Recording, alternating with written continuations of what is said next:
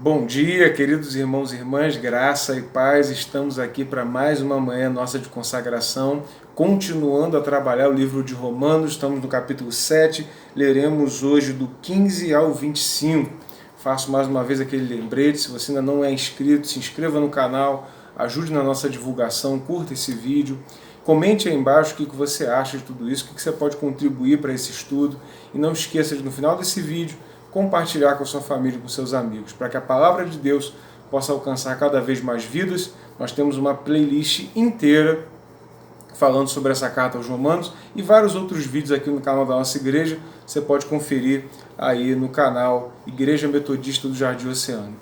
Então, continuando no versículo 15, Paulo vai dizer: porque nem mesmo compreendo o meu próprio modo de agir, pois não faço o que prefiro, e sim o que detesto. Ora, se eu faço o que eu não quero, consinto com a lei que é boa. Neste caso, quem faz isto já não sou eu, mas o pecado que habita em mim. Porque eu sei que em mim, isto é, na minha carne, não habita bem nenhum. Pois o querer o bem está em mim, não porém o efetuá-lo. Porque não faço o bem que prefiro, mas o mal que não quero, esse faço. Mas se eu faço o que eu não quero, já não sou eu quem faz, e sim o pecado que habita em mim. Então, ao querer fazer o bem, encontro a lei de que o mal reside em mim. Porque no tocante ao homem interior tenho prazer na lei de Deus, mas vejo nos meus membros outra lei que, guerreando contra a lei da minha mente, me faz prisioneiro da lei do pecado que está nos meus membros. Desventurado o homem que sou! Quem me livrará do corpo desta morte? Graças a Deus por Jesus Cristo, nosso Senhor, de maneira que eu, de mim mesmo, com a mente, sou escravo da lei de Deus, mas segundo a carne, da lei do pecado. Amados, isso é uma conclusão interessantíssima do que nós começamos a trabalhar na semana passada. E aqui Paulo vai dizer, ele vai nos dar a dimensão da perdição do homem. Ele está nos dizendo aqui, irmãos, o quanto o homem carnal, o quanto o homem sem Deus, ele está completamente perdido. O quanto ele não faz ideia do que está fazendo. O quanto que ele não tem controle sobre os seus atos. O quanto que ele é escravo dos seus desejos carnais e dos seus prazeres. Ele diz, eu nem compreendo o meu modo de agir, pois não faço o que prefiro, mas o que eu detesto. E aí ele vai dizer, porque se eu faço o que eu não quero, eu consinto com a lei que é boa. A lei é boa, mas fazendo o que eu não quero fazer, eu acabo lutando contra o meu corpo carnal e aí eu consinto com a lei. Mas ele vai dizer, neste caso, versículo 17, quem faz isso já não sou eu, mas o pecado que habita em mim, porque eu sei que em mim, isto é, na minha carne, não habita bem nenhum. Pois o querer e o bem está em mim, não porém o efetuá-lo. E aí, amados, vai trazer de encontro um dos mais belos aspectos da teologia que nós cremos. Teologia não é bobagem. É um modo da gente entender como as coisas de Deus funcionam. É ferramentas que o Senhor nos dá para que nós possamos entender a sua palavra, vivê-la e não interpretá-la de maneira errada. E aqui, por isso que eu digo que a carta aos Romanos, eu falei lá no início da nossa exposição, que a carta aos Romanos é um tratado de teologia. Porque ele dá aspectos muito ricos daquilo que nós cremos. Ele está dizendo, eu não compreendo meu modo de agir, na minha carne não habita bem nenhum. E aí isso corrobora com a palavra de Jesus lá nos Evangelhos, quando Jesus diz assim, se vós que sois maus, sabeis dar boas dádivas aos vossos filhos, ou seja, ele está dizendo, o ser humano é mau. Não sou eu que estou dizendo, o apóstolo Paulo está dizendo, em mim não habita bem nenhum. Ele diz, na minha carne não existe vontade de fazer o bem. Mas ele diz, na minha mente, no caso ele está falando de uma mente de quem é renovado por Deus, né? de quem encontrou Jesus, uma mente transformada em Cristo Jesus. Ele está dizendo, na minha mente está lá a vontade de fazer o bem, mas na minha carne eu não consigo efetuar. Por que ele está apontando? Amados, ele não está apontando para um conformismo. Ele não está dizendo assim, eu não consigo fazer o bem, então deixa para lá, que quem salva é Deus. Não, ele está dizendo, eu não consigo fazer o bem por mim mesmo, pegando um gancho lá da semana passada, porque o pecado me dominou, me escravizou. E embora eu conheça a lei, eu não tenho poder para cumpri-la. Portanto, eu preciso da graça de Deus para que aquilo que a minha mente deseja e aquilo que o meu espírito almeja possa vencer a vontade da minha carne de me afastar de Deus. E aí eu possa executar algum bem, não pela vontade da minha carne, mas pela minha mente e meu espírito transformados em Cristo Jesus. Amados, isso é muito rico para nós. Isso é muito rico para nós.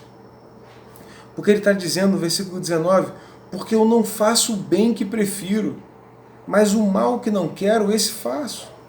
Mas se eu faço o que eu não quero, já não sou eu quem faz, e sim o pecado que habita em mim. Veja, não é uma exclusão de responsabilidade. Ele está dizendo, não, eu fiz, mas não é culpa em mim, é culpa do pecado, é culpa do diabo. Ele não está dizendo nesse sentido. Ele está dizendo que o fazer o mal é uma característica natural de um homem carnal que vive pelos seus desejos. Ele está dizendo, a minha carne, ela por natureza, ela busca fazer o mal. Mas, lembrando, não é uma justificativa para que você continue fazendo mal, porque ele vai terminar o raciocínio no versículo 25. Mas então, no versículo 21, ele vai dizer, então, ao querer fazer o bem, encontro a lei de que o mal reside em mim. Ou seja, ele está dizendo, a lei de Deus é um instrumento para que eu veja que o mal está em mim. O mal não está em fatores externos. O mal não está só no mundo. O mal não está só no meu próximo. O mal não está só no membro da minha igreja. O mal não está só nos políticos de Brasília. O mal também está em mim. E o mal estando em mim é o que é a revelação, é a conclusão que eu chego quando eu me encontro com a lei. É isso que Paulo está dizendo. Ele diz, eu me encontro na lei, eu leio as palavras da lei, eu vejo que pela minha própria força, pela minha carne, eu não consigo cumprir aquilo, e aí eu entendo que o problema está em mim. E aí, amados, eu quero deixar uma reflexão para os irmãos importantíssima. Que nós venhamos a fazer, como cristãos, mais introspecções do que julgamentos, do que preconceitos. Eu digo que nós precisamos entender ao certo o que a palavra julgar significa. Tem vários significados, podemos falar sobre isso depois. Mas que nós venhamos a, antes de arrumar culpados externos para situações e circunstâncias que nós vivemos, que nós possamos olhar para dentro de nós. Nós não podemos controlar aquilo que um terceiro faz conosco. Eu não posso controlar que tipo de ação o meu próximo vai direcionar a mim. A única coisa que eu posso controlar, e por isso eu sou responsável, é a reação que eu vou ter àquela ação que aquela pessoa fez comigo. Ou seja, se eu não posso controlar as ações do mundo, que eu não posso, Jesus diz, nós não podemos, o mundo jaz no maligno. Mais do que isso, ainda que eu seja um pastor, um bispo, um papa, eu não tenho controle sobre a vida dos irmãos, eu não posso proibi-los ou liberá-los para fazer nada que eles não queiram fazer, e por isso eu não posso controlar o mal que virá até mim. O mal que virá até mim vai ser uma permissão de Deus. O que eu tenho que controlar é a minha reação diante daquele mal. Porque o mal está em mim também. E aí não cabe a mim arrumar desculpas, culpados para os meus próprios pecados. E sim entender que cada tentação que eu sofro é uma prova que Deus me dá, uma oportunidade de testar a minha fé. e uma oportunidade para que eu persevere na sua palavra e nos seus preceitos.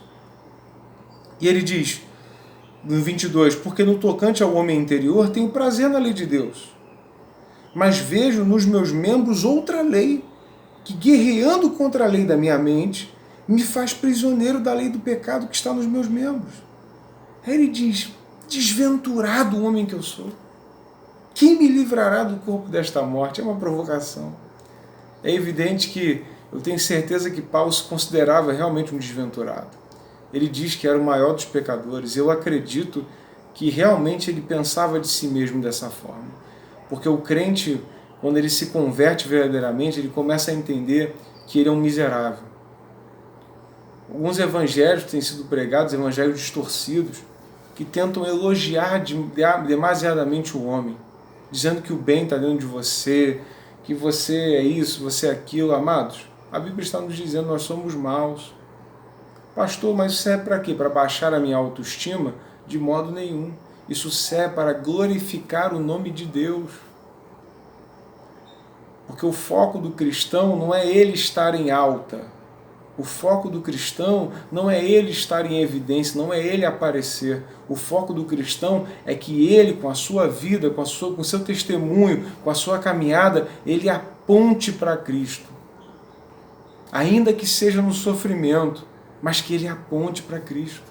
Ainda que seja na injustiça, mas que ele aponte para Cristo.